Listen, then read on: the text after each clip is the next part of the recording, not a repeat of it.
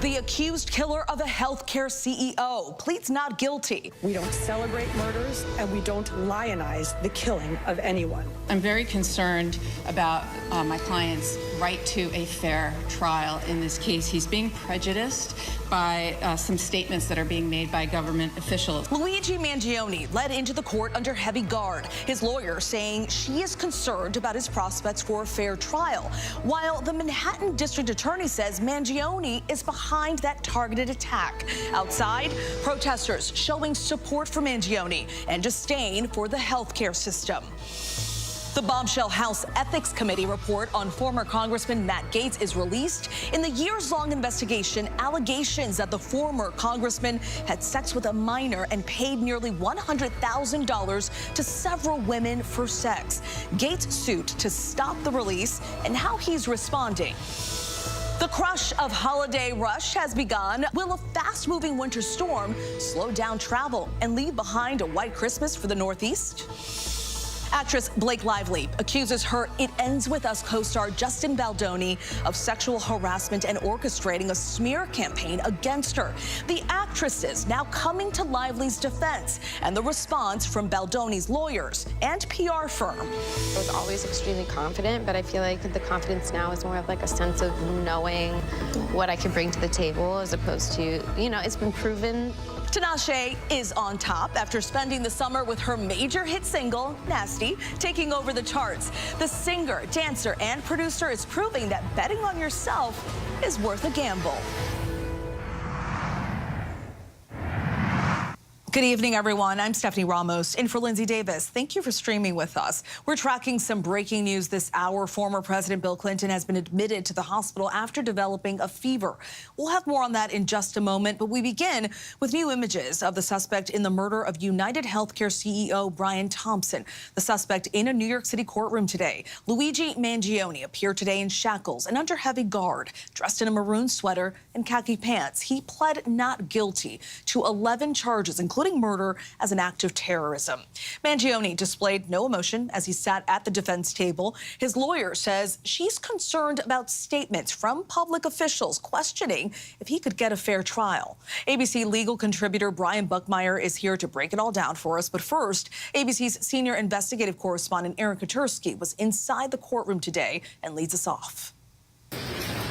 Luigi Mangione was slowly marched into court by police, appearing clean-cut in a maroon sweater and khaki pants, the alleged killer's wrists and ankles shackled. He kept quiet before taking his seat at the defense table, leaning over the microphone and entering his plea. Not guilty.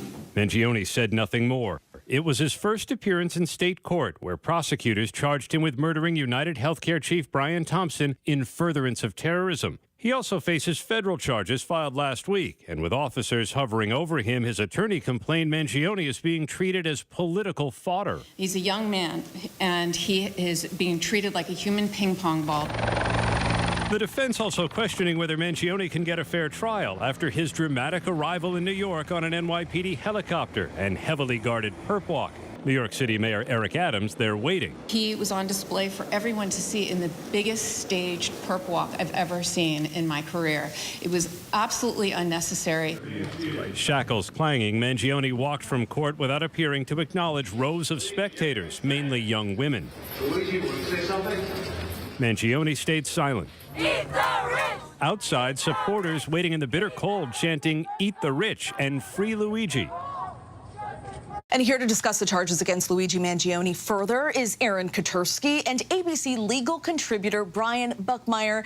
Aaron, I want to start with you. As you mentioned in your report, Mangione's attorney raised the issue today whether he can now get a fair trial in New York, given the very dramatic perp walk last week with Mayor Adams in attendance. So what is the probability of this trial being moved? Is that possible? I think the defense could ask, and I think the judges would do everything they could to make sure the trial stays in New York City. They're very reluctant to give up a trial, especially like this one, where, let's face it, New York City, Manhattan in particular, took this case so personally. This was a cold-blooded assassination-style killing on the streets of Midtown at the height of the holiday season in front of one of the busiest hotels.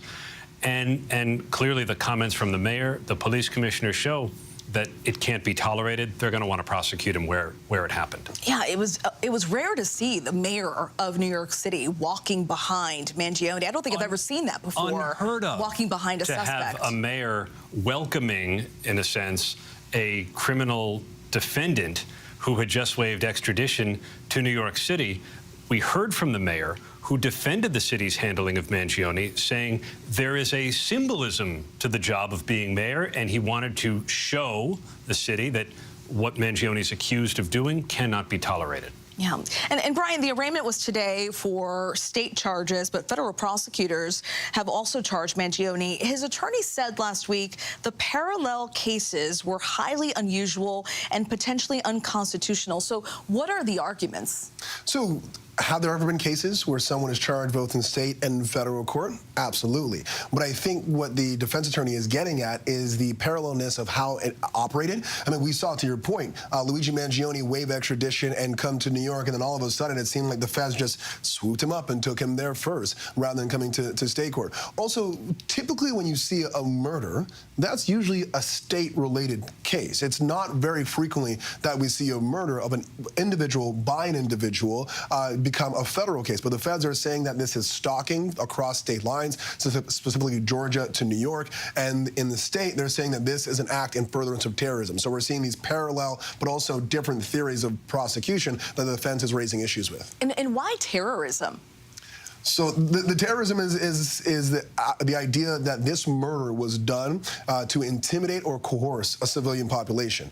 I believe that the prosecution is looking at the writings of Luigi Mangione, or what they are alleging was on him, and also in other forms of social media or just within his vicinity, and saying that the killing of Brian Thompson was meant to intimidate or coerce a civilian population, probably more specifically CEOs, to act. But as the defense attorney, I think many defense attorneys push back on, is that the act of the killing in of itself does not seem to want to coerce or change or intimidate, and that it doesn't actually constitute terrorism. It's just a cold-blooded killing, if that's the accusation. Well, you look at Saturday Night Live, and you look at the protesters out in the street, and you look at how he's been received on social media.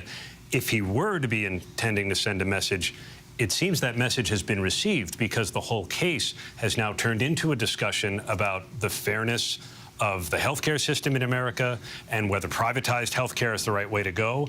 And Luigi Mangione's case has seemingly galvanized a whole lot of people. Yeah, it's certainly a term that we don't hear of very often, first-degree murder in furtherance of an act of terrorism, but we are certainly seeing that message that he was trying to send was sent. Aaron and Brian, thank you both very much for your time. Appreciate your insights. Now to that news about former President Bill Clinton, hospitalized after developing a fever. Let's bring in ABC's Elizabeth Schulze from Washington, D.C. tonight. And Elizabeth, what's the latest on Clinton's condition? Well, Stephanie, former President Bill Clinton is under observation tonight at MedStar Georgetown University Hospital here in Washington. His deputy chief of staff says Clinton was admitted there this afternoon for testing after developing a fever, adding he is fine, awake and alert, in good spirits, and deeply appreciates the excellent care he's receiving. Clinton is 78 years old and has faced a series of health scares since he left office, including a successful quadruple bypass operation in 2004 and another heart procedure in 2010.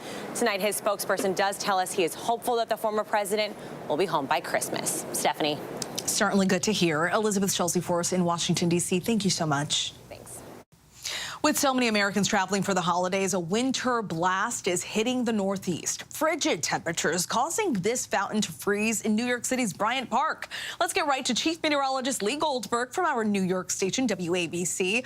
Lee, 27 million people across 15 states are under winter weather alerts tonight.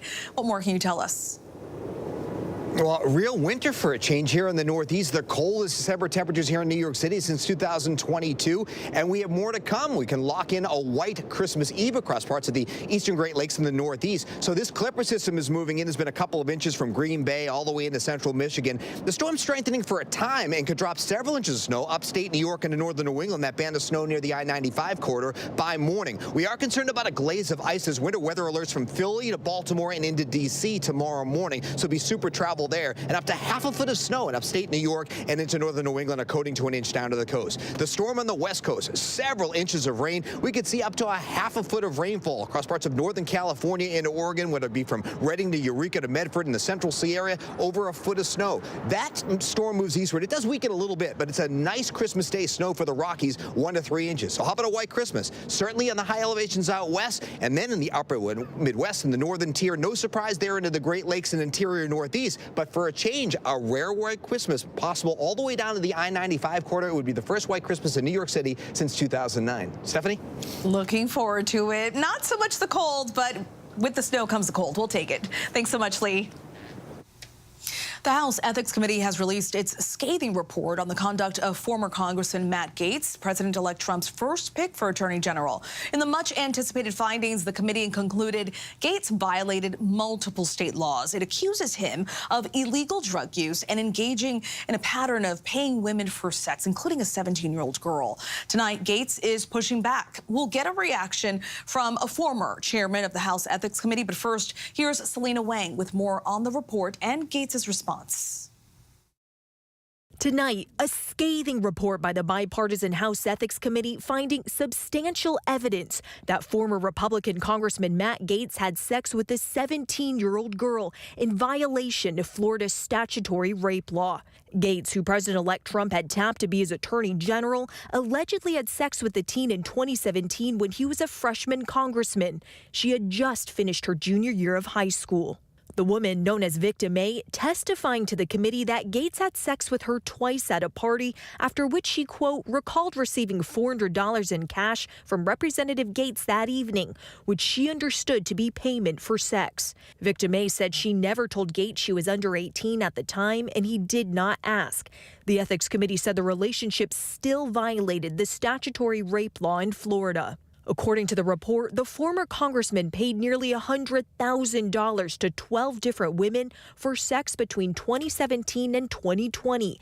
Gaetz also allegedly using illegal drugs, cocaine and ecstasy on multiple occasions. Gaetz has repeatedly said he's done nothing wrong. I have not had a relationship with a 17-year-old. That is totally false. Just last week, writing on X, I was charged with nothing, fully exonerated, adding it's embarrassing, though not criminal, that I probably partied, womanized, drank, and smoked more than I should have earlier in life. And today, Gaetz posting, there is a reason they did this to me in a Christmas Eve report and not in a courtroom of any kind where I could present evidence and challenge witnesses. He's a great guy. Really a great person, and he's on the controversial side, but that's not bad. Gaetz resigned from Congress after Trump nominated him for Attorney General last month. But Gaetz withdrew his name from consideration 8 days later, facing intense scrutiny, and as news leaked that the House Ethics Committee was about to release its report. Selena Wang joins us now. And Selena, Gaetz points out that he never faced criminal charges on any of these allegations. Were there any other investigations into these allegations aside from the House Ethics Committees?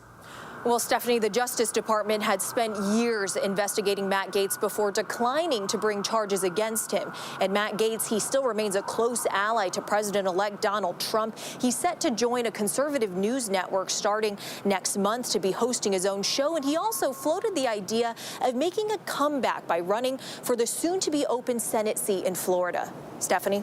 Selena Wang for us in Washington, D.C. Thank you, Selena, for that update. Now let's get right to former Pennsylvania Congressman Charlie Dent. He served as the chairman of the House Ethics Committee when he was in Congress. He's now a senior advisor for an organization called Our Republican Legacy. Mr. Dent, thank you for speaking with us. What's your reaction to this report? Is striking to me is the lack of cooperation that the Committee on Ethics seemed to receive from the Department of Justice. Matt Gaetz, other observations were that Matt Gaetz had the opportunity to respond to the allegations against him by the committee. He could have come in voluntarily. He chose not to. Apparently, the committee subpoenaed Matt Gaetz, and he defied the subpoena. And I suspect because the Ethics Committee report suggests that there may have been Florida laws violated, that maybe the legal authorities in Florida might look at this matter. They could. The committee could have referred it to the Florida Attorney General, for example. So there's a lot of bad news in here for Matt Gaetz, politically very damaging, and I do not believe that he will come back to Congress and be sworn in. Should he be sworn in, I suspect one of the first orders of business would be a motion to expel him. Very damaging and disturbing allegations. As you know, Gaetz has denied these findings and suggested committee members were motivated by their personal feelings about him. As a former chairman, give us some insight on how these investigations work. Yeah, the Ethics Committee has a nonpartisan professional staff. They're very good. They do very thorough work. I mean, I think I saw that they had 29 subpoenas that they issued and went through numerous documents. So the committee, they're 10 members, 5 Republican, 5 Democrat. And what I found is that the committee members take their work very seriously, and they try to look at the cases on the merits and then make recommendations accordingly. And it's clear that there was a bipartisan consensus within the committee that Matt Gaetz, misbehaved and that his behavior brought discredit upon the House. They put that in the report. The only debate they had was after his resignation, whether or not the report should be released. And there again, a majority of the committee members voted to release the report. So neither side can steamroll the other because it's the only committee in Congress that's evenly divided. And you bring up a really important point, because ethics committee investigations, as you said, are historically kept quiet. This, of course, becoming very public. Do you think that sets a precedent for future cases before the committee? Well, typically the ethics committee will not release reports on former members. They typically the committee typically loses jurisdiction over a member once he or she resigns from Congress. Same with a member of staff. But there has been precedent for the release of reports post-resignation. And I suspect, again, most members of Congress who do resign due to scandal do so rather quietly. They leave, they go about repairing their relationships, reconstructing their lives, trying to rehabilitate their reputations. They do not get elevated to a nomination to become the top law enforcement officer of the country, the U.S. Attorney General in the case of Matt Gaetz, or seek higher office. They usually kind of go away quietly. And that's why I think this case was a little different, because Matt Gaetz was making noises about, having public service options. And this is certainly a different time. What will you be watching for next? Will law enforcement authorities in Florida do anything? We don't know. Could there be civil actions by some of the women against Matt Gaetz? That could happen. Will Matt Gaetz come to Washington in a few weeks to be sworn in to Congress, as he suggested that he might? I doubt it. But so those are the things I'm going to be watching going forward. All right, we will see what happens. Former House Ethics Committee Chairman Charlie Dent, thank you so much for your time. Thank you. Great to be with you. In other news, a man has been charged in a grisly murder on a New York City subway. Police say the suspect approached a woman who was sitting and possibly sleeping on the train. He lit her clothes on fire and then sat on a nearby bench and watched as the victim became fully engulfed in flames. She was pronounced dead at the scene. The suspect was arrested hours later with a lighter in his pocket. He is now charged with murder and arson. Officials say the suspect, a Guatemalan citizen, was in the United States legally and was deported back in 2018. A shootout inside a North Carolina Food Lion store has left one officer dead. The Greensboro Police Department said one of their officers responded to a call about an armed man inside the store. Shortly after arriving, shots were fired, and a 7-year decorated veteran from the department, Officer Michael Horan, was fatally wounded. Police say one person was taken into custody by law enforcement after a high-speed chase. Still to come, the dramatic rescue from the Pacific Ocean after a wharf in Santa Cruz partially collapses. The warning in California tonight as high surf batters the coast. But up next, it was supposed to be a festive celebration of lights. What went horribly wrong and caused drones to collide at this holiday show? Here was a healthy woman lying dead in her bed. What happened to Julie? How could this happen? This is a case that has everything. Poisoning and affairs. Passion, betrayal, and murder.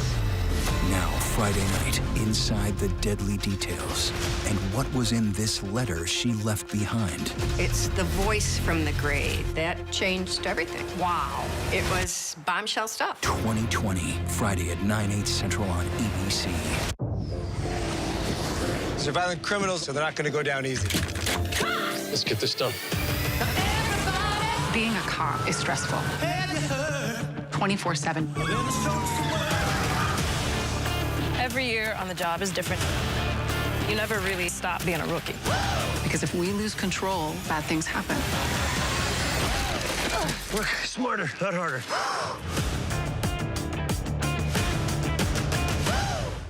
What makes Elton John so iconic? Everyone's talking about Elton John. Sir Elton John. Elton John. Elton John. There will never be another.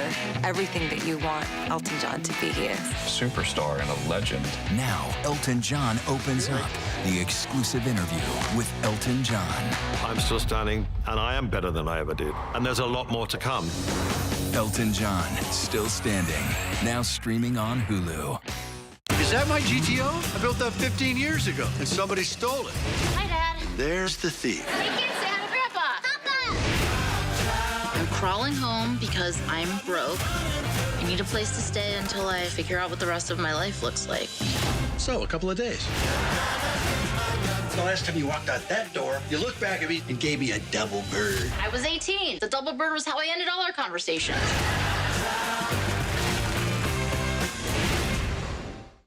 All we want is to find our way home. I'll get you home. But a crew of murderous bounty hunters is coming after us. We have to move fast. We have no idea who he is. You can trust me. You're a Jedi, right? Of course. What just happened? Watch this. Skeleton Crew. New episodes Tuesdays, only on Disney+. On the morning of Christmas, wake up the house. For all will be stirring, especially this mouse. Gather the family for special holiday performances by Elton John, 17, John Legend, the cast of Descendants, The Rise of Red, Pentatonics, Anika Noni Rose, Andy Grammer, Carly Pierce, Disney on Broadway, and more. It's a celebration. You won't want to miss. Disney Parks' magical Christmas Day Parade. Streaming Christmas Day on ABC News Live. Turning now to the holiday light show disaster in Orlando, Florida. Several drones collided and fell into a crowd. A 7-year-old boy was severely injured and needed emergency heart surgery. Why the FAA is now investigating. Watch as a drone in a popular light show comes barreling toward an unsuspecting crowd in Florida. You could hear propeller blades smacking into plastic. It was like kind of crackling sounds. Tonight, the FAA investigating why dozens of specially designed synchronized drones malfunctioned, colliding in midair before falling out of the sky. I don't think they're supposed to be falling. A 7-year-old boy is now recovering after one hit him in the chest. First responders rushing him to the hospital. My daughter found my son on the floor, unconscious, blood coming out his face. Honestly, I was freaking out that I was going to lose my baby because he was losing consciousness. Alexander Lumsden undergoing emergency open heart surgery. His mom saying one of the drones left an imprint and damaged one of his heart valves. They're saying it was like equivalent to him getting hit by a car in the chest. Drone displays like the one in Lake Eola are gaining popularity across the country as an alternative to fireworks. Saturday's show by Sky Elements draws crowds of 25,000. The show's vendor says they are fully cooperating with that investigation. Now to that blockbuster headline out of Hollywood. Actress Blake Lively accusing Justin Baldoni, her director and co-star in the film It Ends With Us, of sexual harassment. She says he waged a smear campaign against her, and tonight Baldoni dropped by his talent agency as he continues to deny allegations. Here's Chief National Correspondent Matt Gutman. Tonight, that blockbuster lawsuit rocking Hollywood. Blake Lively accusing her co-star and the director of the film It Ends With Us about domestic violence. Stop walking through this party, following me around. Can you just shut up for 1 second? Of sexual harassment and an effort to destroy Lively's reputation. The 80-page complaint filed with California's Civil Rights Department alleges that Justin Baldoni and another producer showed her nude videos and images of women, discussed sexual conquests, and criticized Lively's body and weight. Lively, who's also a producer on the movie, alleging Baldoni even improvised physical intimacy and kissing during one scene, stating Mr. Baldoni insisted on shooting the full scene over and over again, well beyond what would have been required on an ordinary set and without advance notice or consent. The suit says Lively asked for a meeting in which a list of dozens of protections were agreed upon to make Lively and the crew feel safe on the set. Lively's husband, Ryan Reynolds, was there, and the suit alleges that Baldoni agreed to the protections and said they were, quote, reasonable and essential. But as the movie premiered, the complaint alleges that Baldoni and others hired a crisis PR team to both protect Baldoni from allegations of misconduct and to tarnish Lively's reputation. One of the text messages obtained by Lively said, Mr. Baldoni wants to feel like Miss Lively can be buried. At one point, the complaint says the crisis PR team wrote to each other, we can't write it down to him. We can't write, we will destroy her. Imagine if a document saying all the things that he wants ends up in the wrong hands. Our thanks to Matt Gutman for that report. Today, President Biden commuted the sentences of 37 of the 40 inmates currently on federal death row, converting their sentences to life in prison without the possibility of parole. The president said he hopes to stop the death penalty on the federal level in most cases and prevent the Trump administration from carrying out future executions. The 3 inmates who remain on death row include Dylan Roof, who killed 9 black churchgoers in South Carolina, the surviving perpetrator of the Boston Marathon bombing, and the mass shooter who killed 11 people at a Pittsburgh synagogue. A portion of a wharf in Santa Cruz, California, collapsed during high surf, sending 3 city workers into the water. Check this out. One of them appeared to be rescued by jet ski as the damaged remains of the wharf floated away from the main structure. About 150 feet of the wharf collapsed, including the bathrooms. Officials say the wharf was closed at the time of the collapse because the wharf is undergoing restoration following previous storm damage. And coming up tonight on Prime, another incident on the slopes, the gondola malfunction that trapped more than 170 skiers at a Colorado ski resort. Why some waited more than 4 hours to be rescued. But up next, have you checked everyone off your holiday shopping list? Well, what and when Americans are spending this holiday season by the numbers. It's America's biggest countdown party of the year. Join me, Ryan Seacrest, and my co-host, Rita Ora, live from Times Square. It's Dick Clark's New Year's Rockin' Eve, with epic performances by Cody Johnson, Lenny Kravitz, Teddy Swims, Thomas Rhett, Tinashe, and more. Now there's a reason to celebrate. Dick Clark's New Year's Rockin' Eve, live December 31st on ABC. How many elephants have you killed? True natural beauty, one of the last of its kind. But this comes at a cost. 5 countries, 5 incredible real stories of adventure, danger, We have to go. and deceit.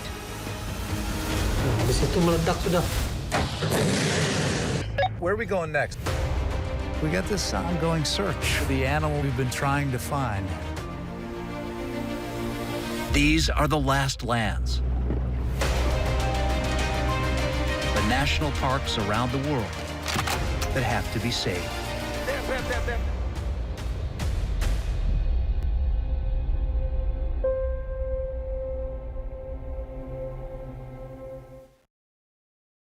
What makes Elton John so iconic?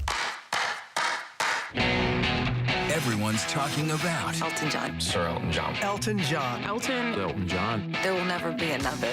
Everything that you want Elton John to be, he is. Superstar and a legend. Now, Elton John opens up the exclusive interview with Elton John. I'm still standing, and I am better than I ever did. And there's a lot more to come. Elton John, Still Standing. Now streaming on Hulu. On the morning of Christmas, wake up the house. For all will be stirring, especially this mouse. Gather the family for special holiday performances by Elton John. 17, John Legend, the cast of Descendants, The Rise of Red, Pentatonics, Anika Noni Rose, Andy Grammer, Carly Pierce, Disney on Broadway, and more. It's a celebration you won't want to miss. Disney Parks' magical Christmas Day Parade. Streaming Christmas Day on ABC News Live. All we want is to find our way home. I'll get you home. But a crew of murderous bounty hunters is coming after us. We have to move fast. We have no idea who he is. You can trust me. You're a Jedi, right? Of course. What just happened? Watch this. Skeleton Crew. New episodes Tuesdays, only on Disney+.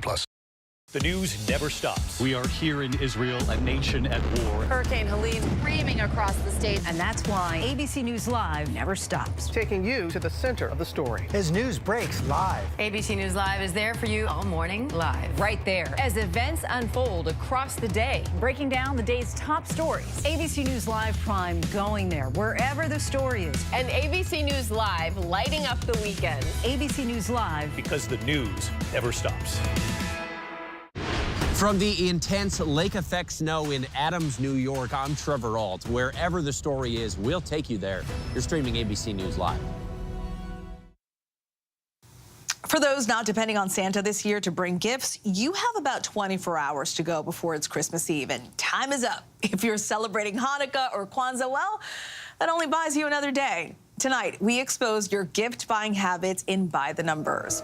When asked by the National Retail Federation, half of you claimed you had every intention of finishing your holiday gift shopping before this past Friday and not letting it drag into the weekend. But someone's not being honest, because 3/5 of the adult population, 157 million people to be exact, planned to be out shopping this past Saturday. It's all right, I'll admit I was out there. The most popular place to shop? Online. 57% said that's where you'd make at least some of your holiday purchases. But department stores are still popular for your one-stop shopping needs. 46% of all adults said they planned to head there. Interestingly, 18 to 24-year-olds have their own way of spreading holiday cheer. The youngins are 16% more likely to shop at clothing stores than their more senior counterparts, and 12% more likely to be found browsing the aisles in a store dedicated to selling just electronics. The National Retail Federation also found that we plan to spend more than $900 this year, about 70% of that on gifts, the rest on food, cards, and decorations.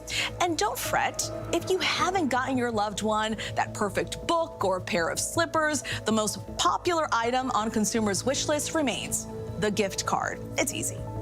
We still have much more to get to here on Prime. China annexed Tibet more than 70 years ago, and the Chinese government recently said again that they will select the next Dalai Lama.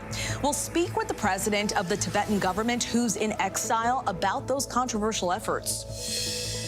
Plus, the president of the NCAA said last week he knows of fewer than 10 athletes out of 500,000 who identify as transgender.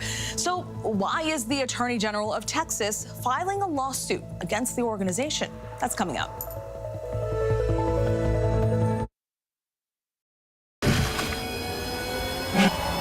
How many elephants have you killed?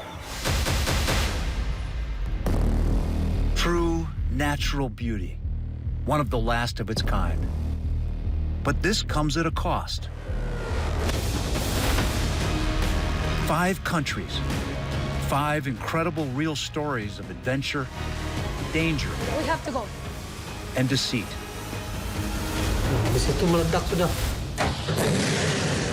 Where are we going next?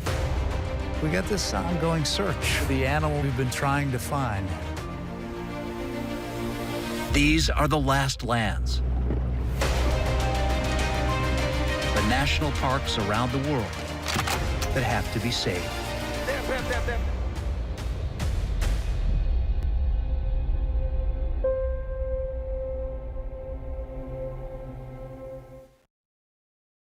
Is that my GTO? I built that 15 years ago, and somebody stole it.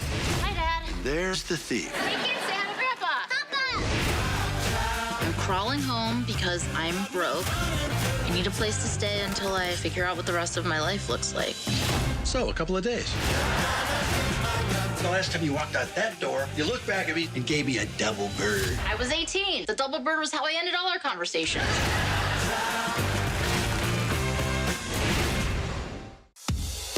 The news never stops. We are here in Israel, a nation at war. We heard what appeared to be gunfire. The former president rushed off the stage. Hurricane Helene ravaging the coastline of Florida. It's moving really fast, screaming across the state. And that's why ABC News Live never stops. Taking you to the center of the story. As news breaks live. We hear the small arms fire around us. We're right on the border between Ukraine and Russia. ABC News Live is there for you at the start of your day, all morning live.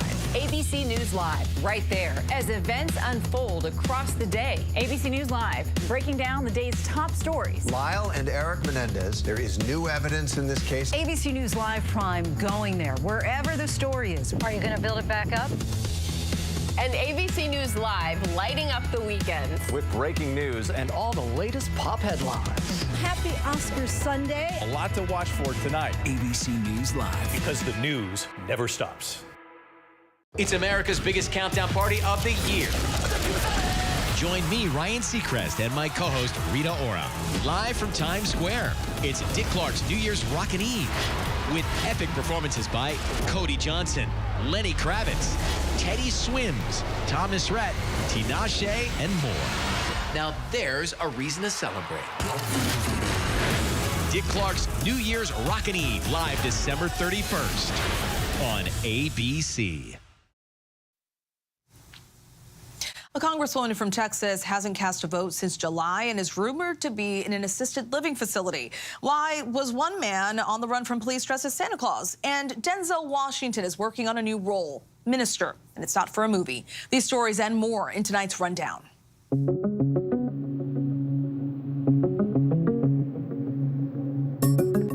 A dramatic rescue at a popular ski resort in Colorado. Joe, hang on. Video capturing skiers and snowboarders being lowered from a gondola after it malfunctioned, leaving them stranded and suspended in midair for hours. Rescuers using ropes and ladders to save the 174 people who became trapped when the ski lift stopped mid-trip Saturday afternoon. Outgoing Congresswoman Kay Granger is reportedly residing in an assisted living facility that includes a unit providing memory care. Granger's son reportedly confirmed his mother's whereabouts to the Dallas Morning News. The 81-year-old Texas Congresswoman has not cast a vote in Congress since late July, despite continuing to serve her 14th and final term. Granger said in a statement that, quote, unforeseen health issues make it difficult for her to travel frequently, but her office denies she is in memory care. The reported assisted living facility would not comment. The Container Store has filed for bankruptcy protection. The Texas company has been dealing with losses as increased competition and a tough housing market have hurt sales. The filing comes just after trading of company shares was recently suspended on the New York Stock Exchange. The retailer said stores would continue to operate as normal during the process. Officials in Florida are searching for a man dressed in a Santa costume who escaped during a police chase.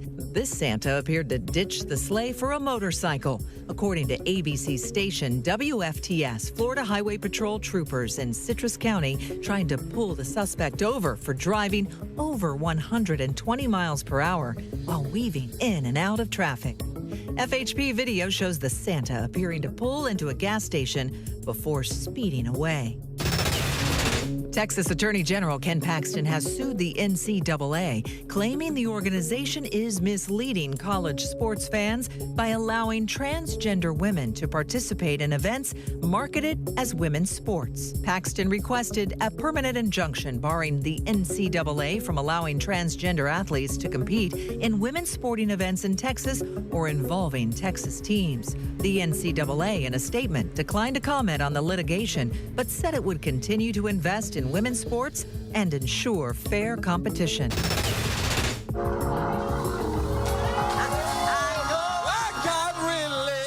Actor Actor Denzel Washington was baptized in a New York City church during a live streamed ceremony. The Oscar-winning actor also received his minister's license during the ceremony in Harlem over the weekend.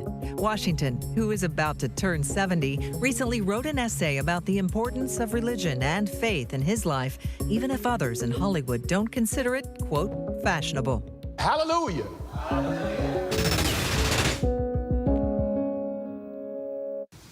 Earlier this year, President Biden signed a law enhancing U.S. support for Tibet. The Chinese government protested the measure, saying it grossly interferes in the country's domestic affairs. For a look at what's at stake in the region, we're joined by the president of the Tibetan government in exile, Sikyung Penpa Tsering. Sikyung, it is a pleasure to speak with you. Thank you so much for joining us. Really appreciate your time. You recently met with leaders on Capitol Hill to discuss the new Tibetan Resolve Act. Explain to us, what does that mean exactly for the Tibetan people? The Chinese government claims its sovereignty on Tibet, and we have been working on the official policy, the middle way policy, where we are trying to seek a nonviolent, mutually beneficial, negotiated solution that would be lasting.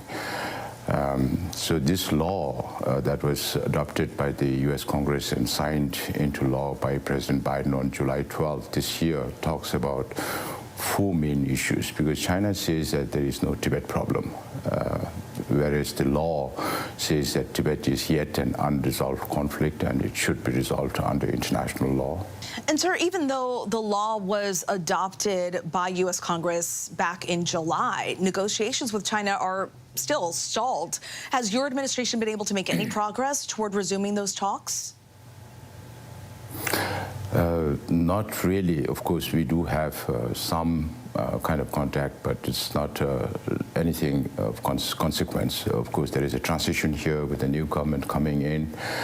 Now we have to work with the new government to see how the United States leadership can also share some of the responsibilities that we have been doing and seek support from like-minded countries around the world on this issue, just as the Congress has passed this act. And there are Tibetans all over the world living in exile. You're there in California, and on a more personal note, your own parents fled Tibet. Your family has been living in exile for more than 5 decades. Do you still have relatives there in Tibet? We do have, I do have relatives. All the Tibetans have relatives inside Tibet, but it's very difficult to maintain communication with them because China controls all communications, and they make sure that whenever anything happens inside Tibet, everybody knows that the world, the media and the governments look for evidence when something happens. They make sure that there is no evidence of what is happening. So it's very difficult for us to keep in touch with our relatives inside Tibet. Unfortunately, even in 21st century. Yeah, it's so sad and so unfortunate. What's your message to your family members that are there in Tibet and all other Tibetans that are there now and can't communicate? We have never lost hope. Because of His Holiness the Dalai Lama's leadership, even if we are only about 40,000 Tibetans in exile, because of the visionary leadership of His Holiness the Dalai Lama, we have still kept the issue of Tibet alive, and that shows the Tibetan resilience, and we have never lost hope. And speaking of the Dalai Lama, many of our viewers will remember the 2008 uprising inside Tibet. So many monks protested and demanded the return of His Holiness, the 14th Dalai Lama. What are the latest developments in that effort? No, the Tibetan resistance movement has been going on for a very long time. 2008 is one of those major events where Tibetans from all parts of Tibet, from every walk of life, participated in the peaceful demonstrations. And since 2009 till 2022, 157 Tibetans have self-immolated, burned themselves to death, or scarred for life, hoping against hope that the Chinese government will pay some attention to their plight or the international community will come to their rescue. Unfortunately, it has not. So we still have to keep informing the world about what's happening inside Tibet. As we speak today, there are a lot of things happening politically, militarily, economically. So a lot of things are happening, and we are hopeful that there will be positive changes in China in the near future. His Holiness, the 14th Dalai Lama, keeping a lot of that hope alive, but he's turning 90 next year. And recently, the People's Republic of China announced that they will select the next Dalai Lama. What's your reaction to that?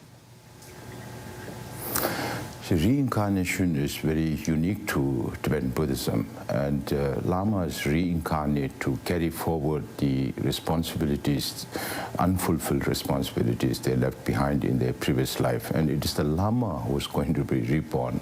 Chinese government, who does not believe in any kind of religion, wants to be responsible for recognition of reincarnate Lamas, and they are not bothered about the living 14th Dalai Lama, but they are more concerned about controlling the yet-to-come 15th Dalai Lama. We certainly hope there is some sort of resolve soon. Sikyong Pempa Sering, thank you so much for speaking with us, for your insights, and for your time. Really appreciate it. Thank you. Thank you for having me. Japanese automakers Honda and Nissan announced plans to merge as the industry undergoes a dramatic shift away from fossil fuels. At a press conference in Tokyo, representatives from both companies laid out plans to combine operations. The proposed deal would also include Mitsubishi Motors, which is part owned by Nissan. If successful, the merger would create the world's third largest automaker and be valued at about $55 billion. Tinashe, the singer, dancer, and producer, is having a megawatt year. She says it's because she bet on herself, and it's paying off. Our Morgan Norwood spent an afternoon with the 31-year-old star to learn about where she's been, where she's going, and earning the respect as one of the music industry's it girls.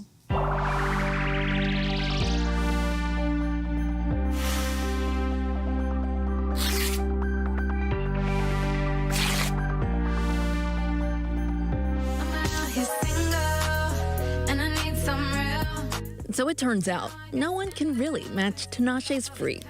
2024 has been the year of Tinashe. Her freak flag, flying high.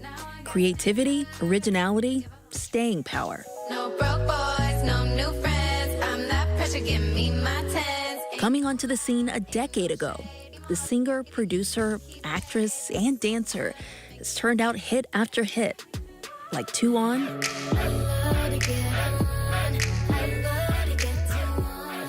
Pasadena,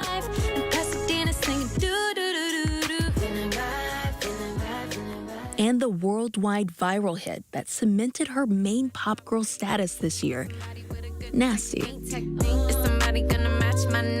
The attention-grabbing tune reached more than 500 million streams, marking her first solo placement on the Billboard 100 chart, with 16 weeks on the chart. So it's no secret, this has been absolutely your year. It's been a good year. Nasty Girl. Yeah. It's everywhere. We hear it on the radio, TikTok, social media.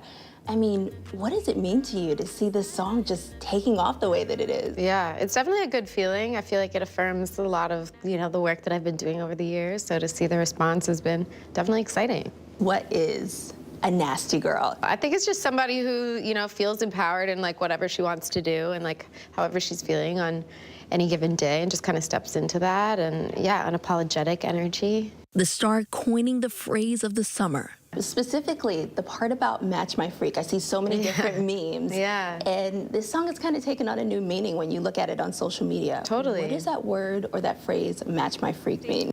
Is somebody gonna match my freak? Yeah, Match My Freak is just kind of matching my energy, meeting me where I'm at, being on the same wavelength. And I think a lot of people can definitely relate to that idea and concept. So it's been really cool to see that phrase take off and, kind of get a whole life of its own. She stays authentically herself, especially in her lyrics. Reflective, but playful. Kind of just taking in the world around me, whether it's other people's art or my own personal experiences, my friends' experiences. I think just being a sponge is the best way to be a good artist and kind of reflect back to the world what you're experiencing. Yeah, I'm just inspired by life itself. The multi-platinum certified R&B disruptor is known for her silky vocals and hypnotic rhythms, but doesn't want to categorize her music within a particular genre. I like to be able to play and dabble in different things that I like about different genres, whether it be pop, hip-hop, electronic, dance music. I don't know, there's so many different styles that inspire me. Her 7th and latest studio album, Quantum Baby, is the 2nd installment of her intended album trilogy, following the first installment, Baby Angel, released last year.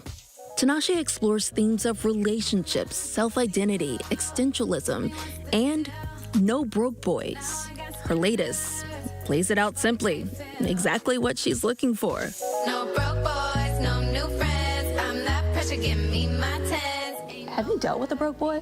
Oh, who hasn't? Not anymore. No, absolutely not. You know, it's such an empowering song, too, as well. Talk to me about the vision for that song. Yeah, I mean, I just wanted to write a song kind of giving that no scrubs energy. I feel like in this day and age, there's a lot of, pressure to like settle, and I just don't want to settle. So kind of making a song that just kind of empowers people and gives women that kind of confidence. No broke boys, no new friends. Tinashe focuses on growth. The jack of all trades is also a sound engineer and mixer, all to sharpen her skills in all aspects of music production. Yeah. It is mixed so incredibly. And how important is it to be involved in that aspect of the creativity or the creative process? It's really important for especially women to kind of be really hands-on in that process, because that's definitely a field where there are very few women when it comes to like the engineering, mixing, mastering side of things. And I really kind of taught myself with just trial and error, and I think that more people should attempt to do that, because I think it keeps you from feeling handicapped or like you have to rely on other people to kind of create your art. I still want to like micromanage every part of what the music sounds like, what the experience is, the transitions, the mixes, all those things I think are extremely important into how your music's translated. And choreography also serves as a way for her music to be portrayed physically. You're a storyteller, and it's not just in your music, but also in your choreography. Yeah. I mean, you are a gifted dancer. I mean, dance is something that, to me, it goes hand in hand with the music in terms of like how I express myself as an artist and also as a music listener, how I experience music. And so that's always something that I'm taking into consideration right off the bat when I'm creating a song. It's like, how am I going to move to this? How does this make me feel? But Tinashe is not only focused on the art, but how it's being released. The former RCA Records artist left the label back in 2019, going independent, and 5 years later, she founded her own music label. Tell me about Tinashe Music, Inc. I mean, this allows you to release music on your own terms. Yeah, I think it's so important as an artist to really, just feel like the captain of your own ship. And so for me, creating my whole independent label and being able to collaborate with people who I can still create music independently is like really amazing. Born in Lexington, Kentucky, she was the eldest of 3 siblings. And at just 4 years old, Tinashe's parents put her in dance class. In preschool, she discovered her love of music from her first CD, Britney Spears' Baby One More Time. Her passion for dancing, singing, and acting took Tinashe and her family to Los Angeles to chase her dreams. And after appearing on various television shows and being in girl group The Stunners, Tinashe officially launched her solo singing career in 2011. What does your family think about all your success? I know you're really close to them as well. Yeah, they're so proud. I'm super close with my family, and they're definitely a huge grounding force for me. To just kind of always feel like nothing really ever changes, and that's really stable and nice. Currently on the Match My Freak World Tour, Tinashe is set to release the 3rd and final album of the trilogy next year. But whether on the road or in the studio, Tinashe's biggest priority is to sustain the caliber of creativity in her art and trusting herself to execute it. how does all of this feel? I mean, in some ways, I feel like we haven't given you your flowers. So I want to give you your flowers right now. I mean, you're an incredibly talented artist. Yeah, how does it feel that folks are really waking up? It's exciting, yeah. I mean, I've been working hard in this industry for, you know, like a decade basically at this point. So it's really exciting to kind of see how, you know, everybody is still relating to what I'm doing, and I'm still able to share my story and maintain that longevity. Not everybody gets the opportunity to do that. Like, I was always extremely confident, but I feel like the confidence now is more of like a sense of knowing what I can bring to the table, as opposed to, you know, it's been proven. I've proven time and time again that my ideas are really good ideas, and to be able to stick to my guns and really know and have a vision for myself and not make compromises in that way. Talented since a young age. Our thanks to Morgan Norwood for that. Want to learn more about your favorite artists? Watch the latest episode of The Playlist, featuring in-depth interviews with Green Day, Biba Doobie, and Nati Natasha. Coming up tonight at 8:30 Eastern, right here on ABC News Live. The NBA is teaming up with ESPN and our parent company Disney for a unique Christmas Day game you don't want to miss. Our Will Reeve has this sneak peek. It's a holiday slam dunk with Mickey, Minnie, Donald, Daisy, Pluto, and Goofy. Oh my! How fun! Cheering on the Spurs and Knicks on Christmas Day. And the beloved characters are getting in on the action as the NBA heads to Main Street, USA in Disney's Magic Kingdom. Let's get this game started! The virtual live recreation of Dunk the Halls is getting a major alley-oop from ESPN VPs of production and animation Phil Orlins and Michael Spike Chekhovny. That's huge in itself, right? To be able to use Mickey, Minnie, Donald, Daisy, Pluto, and Goofy, and play the game on Main Street in Walt Disney World. That's our environment. The ultimate immersive basketball experience will feature cutting-edge technology and top Disney animators replicating players from both teams, down to the last details, like hairstyles and height. It's an exciting and interesting challenge because, you know, you have this, first of all, the players themselves, we have this recreation of the basketball game from the data of the game with animated characters in their place.